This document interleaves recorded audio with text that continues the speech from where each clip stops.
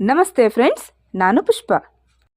ಸ್ನೇಹಿತರೆ, ಮಳೆಗಾಲ ಬಂತು ಅಂತ ಹೇಳಿದರೆ ಸಾಮಾನ್ಯವಾಗಿ ಹಾವುಗಳು ಮತ್ತು ಈ ವಿಷಕಾರಿ ಕೀಟಗಳು ನಮಗೆ ಹೆಚ್ಚಾಗಿ ಕಾಣಿಸ್ಕೊಳ್ತವೆ. ಅದರಲ್ಲೂ ಮಳೆಗಾಲದಲ್ಲಿ ಈ ವಿಷಕಾರಿ ಹಾವುಗಳು ಅನ್ನೋದು ಹೆಚ್ಚಾಗಿರ್ತವೆ. ಅವು ನಮ್ಮ ಮನೆಯೊಳಗೂ ಕೂಡ ಬರುವಂತಹ ಸಾಧ್ಯತೆಗಳಿರ್ತವೆ. ಹೀಗಿದ್ದಾಗ ಈ ಹಾವುಗಳು ನಮ್ಮ ಮನೆಯೊಳಗೆ ಬರದೇ ಇರೋ ಹಾಗೆ ನಾವು ಏನು ಮಾಡ್ಕೋಬೋದು ಅಂತ ಹೇಳಿ ನೀವು ಕೇಳಿದರೆ ನಿಮಗಾಗಿ ಕೆಲವೊಂದು ಟಿಪ್ಸ್ಗಳನ್ನು ತಂದಿದ್ದೀನಿ. ಬನ್ನಿ ನೋಡ್ತಾ ಹೋಗೋಣ. ಫಸ್ಟ್ ಟಿಪ್ ಬಂದು ಕಾರ್ಬೋಲಿಕ್ ಆಮ್ಲ.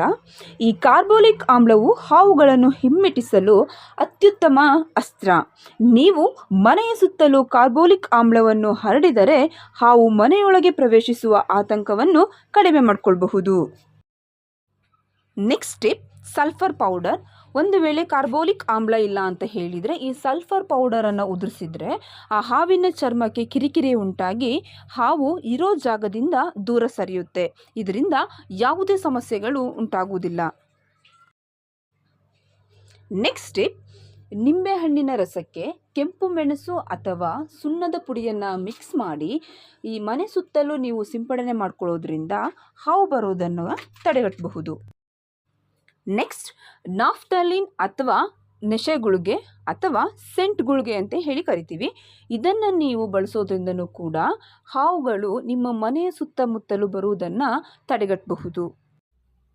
ನೆಕ್ಸ್ಟ್, ಮನೆಯ ಸುತ್ತಲೂ ಜೌಗು ಪ್ರದೇಶವಿದ್ದರೆ ಅಥವಾ ದೀರ್ಘಕಾಲ ನೀರು ನಿಂತಿದ್ದರೆ ಸ್ವಲ್ಪ ವಿನೆಗರನ್ನು ಆ ಜಾಗದಲ್ಲಿ ಸೇರಿಸೋದ್ರಿಂದ ಹಾವು ಅಲ್ಲಿ ಅಡಗಿಕೊಳ್ಳುವುದಿಲ್ಲ.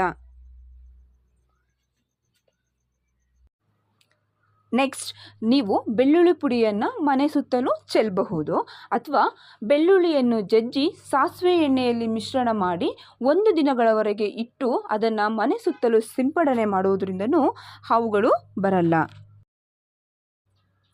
ನೆಕ್ಸ್ಟ್, ಸೀಮೆ ಎಣ್ಣೆಯನ್ನು ನಾವು ಹಾವು ಇರುವಂತಹ ಜಾಗದಲ್ಲಿ ಸಿಂಪಡಣೆ ಮಾಡುವುದರಿಂದನೂ ಸಹ ಹಾವು ದೂರ ಸರಿಯುತ್ತೆ. ನೆಕ್ಸ್ಟ್, ಕೊಳೆತ ಈರುಳ್ಳಿಯನ್ನು ಮನೆ ಸುತ್ತಲೂ ನೀವು ಬಿಸಾಕುವುದರಿಂದಲೂ ಸಹ ಹಾವುಗಳ ಒಂದು ಓಡಾಟವನ್ನು ನೀವು ತಡೆಗಟ್ಟಬಹುದು. ಹೇಗನ್ನಿಸ್ತು ಫ್ರೆಂಡ್ಸ್ ಇವತ್ತಿನ ವಿಡಿಯೋ ಇಷ್ಟ ಆದರೆ ವಿಡಿಯೋವನ್ನು ಲೈಕ್ ಮಾಡಿ, ಹಾಗೆ ಚಾನಲನ್ನು ಸಬ್ಸ್ಕ್ರೈಬ್ ಮಾಡ್ಕೊಳ್ಳಿ.